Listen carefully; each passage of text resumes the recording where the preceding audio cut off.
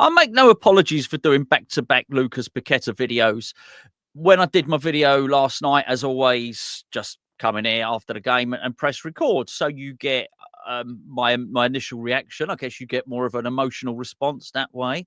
And I was annoyed yesterday. And all I can say is, when it comes to the next day, whether maybe you've gone a little bit OTT or not. And that's what football, right? You can be really, when you have a victory, you can be maybe far more happy than maybe you're supposed to be. But also, when you get a loss, you can be really grumpy. You can be down in the dumps. That's football, and I wouldn't have it any other way. I don't want to go through my sort of football journey or through life, to be fair, flatlining through it. It's like that. It can be a bit of a roller coaster.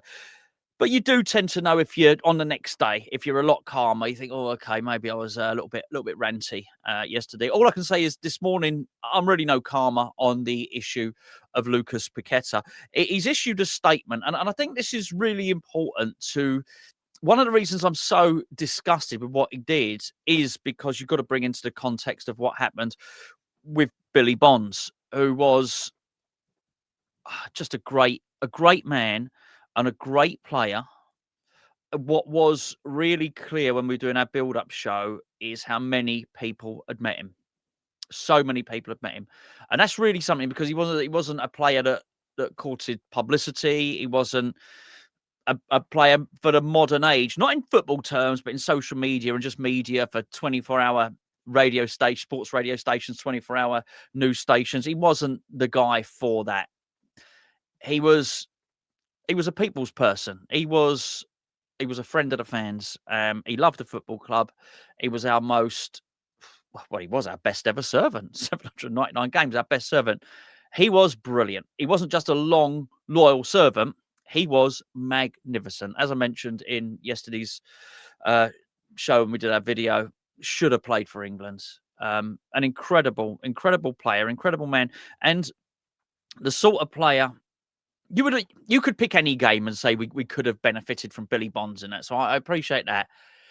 But yesterday, in particular, there was something about a lot of the lethargy and a lot of the West Ham players and a lot of the West Ham team.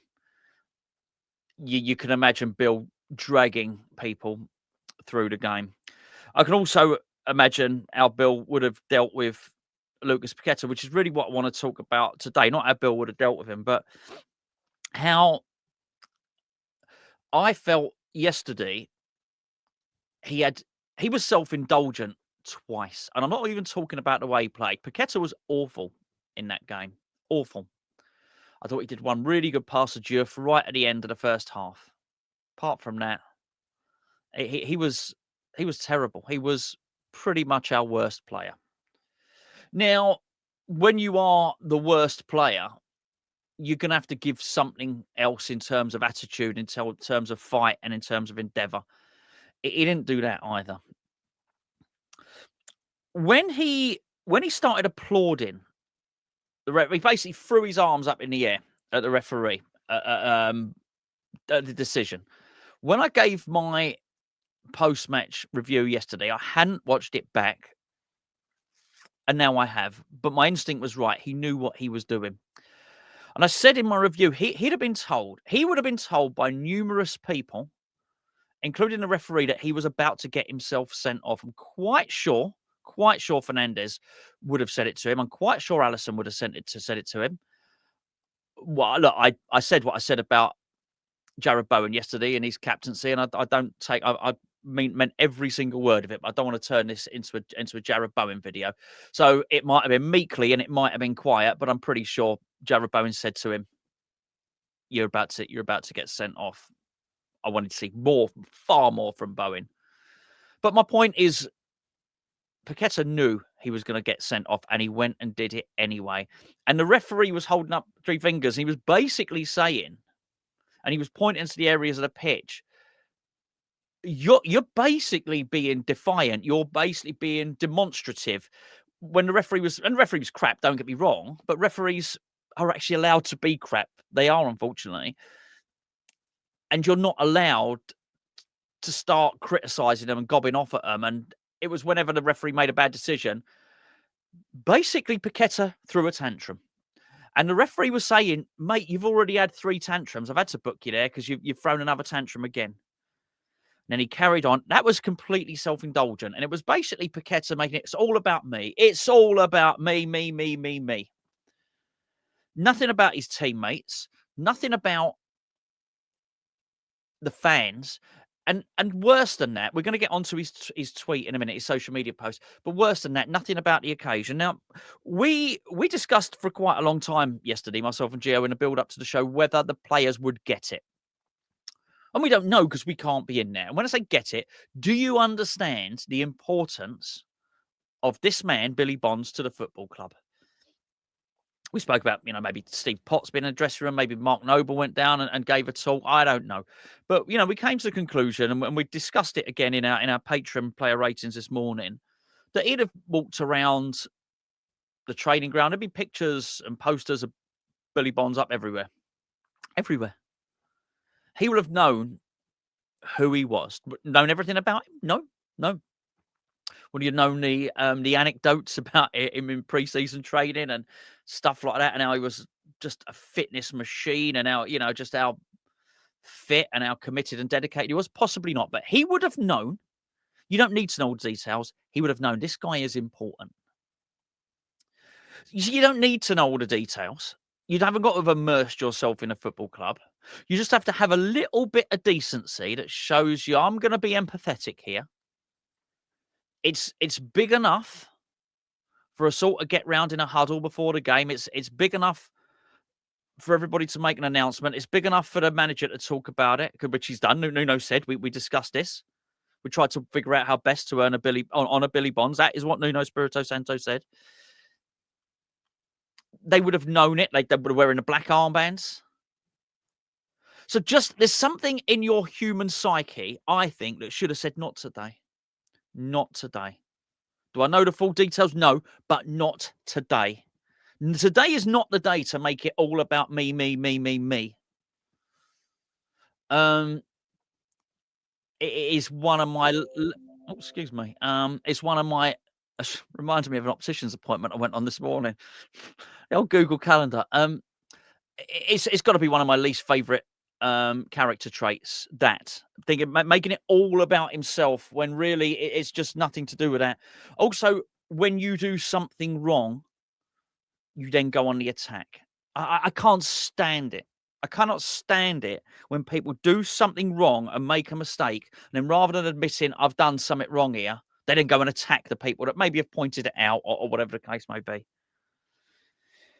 That was incredibly unempathetic of him, incredibly self-indulgent, incredibly petulant. Which brings me to the post, the social media post.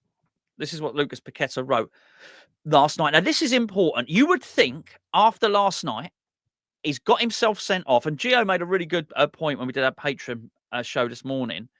He said the moment he got the red card, he stopped talking to the referee. It's almost like he'd got what he wanted. And it was... And I said that last night. I said it. It seemed like he wanted to. It seemed like he knew where the line was, and he was going to overstep the line on purpose. I don't know what was going on.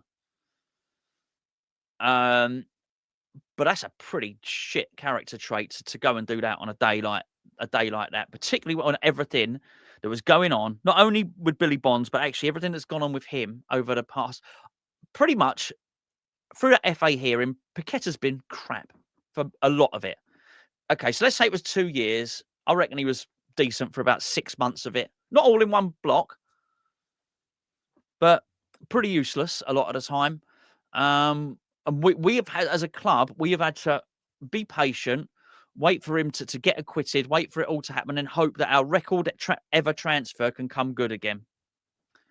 Basically, he's had a lot of allowances made for him. He is, and I look at him now like a petulant, naughty child. This is what he said. This is last night. So you would think after that, after he's done all that, maybe people had a word with him. That weren't great, Lucas. His teammates would have felt really let down. Listen, there were a lot of crap performances. There were a lot of missed tackles, missed crosses, missed dribbles. But nobody showed an attitude problem like Lucas Paqueta, and they needed him. His teammates needed him, and uh, he let a lot of people down. And I would have expected after that, if you let a lot of people down, don't go on the attack. You keep your head down. You apologise and you keep your head down. Did he keep his head down? No, no. He thought he was the victim.